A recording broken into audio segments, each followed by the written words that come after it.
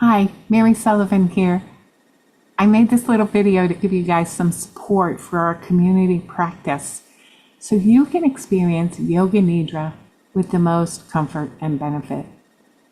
We're going to look at 4 things to help that.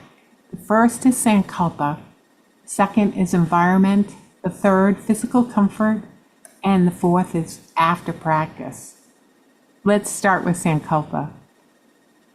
Sankalpa is a light body intention, and it's often included as part of a Yoga Nidra practice, but not always. I tend to include it when I teach because it's so powerful to be proactive in aligning yourself with your goals and your spiritual growth through something like a Sankalpa and Yoga Nidra practice. It is a benefit offered in Yoga Nidra. It means to cultivate intention at a high level of spirituality and activate it in you, activate it in your life. It translates loosely as light body intention. So you can have intentions at many layers of your beings. And I'll give you some examples, but I'll say right out front that you really want to include only intentions that have true meaning for you and that fit and suit you where you are. So the first level I'll talk about is physical intention. Now, light body intention at the physical level, what does that mean?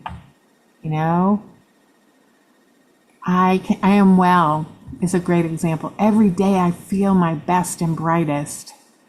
I am healed. But it needs to be your example, and it can be very specific. My knees support moving through my day with ease.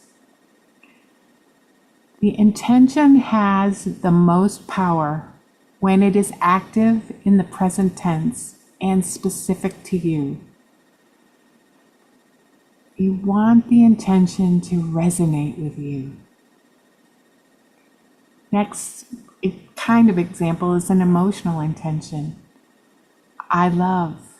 Every day I feel love. I receive love. I give love. I make a point to do something loving for each member of my household every day. A mental intention. My mind is relaxed, so I think clearly and respond as my best self. A spiritual intention. I am aware. I am the silent witness. And then a light body or soul intention. My karma dissolves away. I am free of impediments between my soul and my life, my soul's goals and my life. I co-weave my existence with the universe and live my life in continuity with my spiritual nature. All of these intentions can work, but you really should think about what you want and need to move yourself forward, what you're trying to work on, and then write that down on a piece of paper and have it ready for our practice. In Yoga Nidra, you are lying on the floor for about an hour. It seems like a long time, but you're being guided and relaxed at multiple levels of being, and it passes kind of quickly. But you want to think about what you need in your environment to have a successful, quote unquote, to really enjoy, relax, and benefit from your practice. First, you want a quiet, low light environment. Now, when listening to the practitioner or my voice in this case, it would be nice if your phone notifications, your computer notifications are turned off so you can just listen and follow along. You want to take care of your physical comfort. So maybe go to the bathroom before practice so you don't have to go during it. Have a drink so your throat is nice and moist. If you have a scratchy throat or are recovering from a cold, Sometimes it's useful to use a lozenge to help you. That's totally up to you. Some people start to get their throat closed when they think about lying down for an hour. So do what you feel you need to do to be able to comfortably address lying still.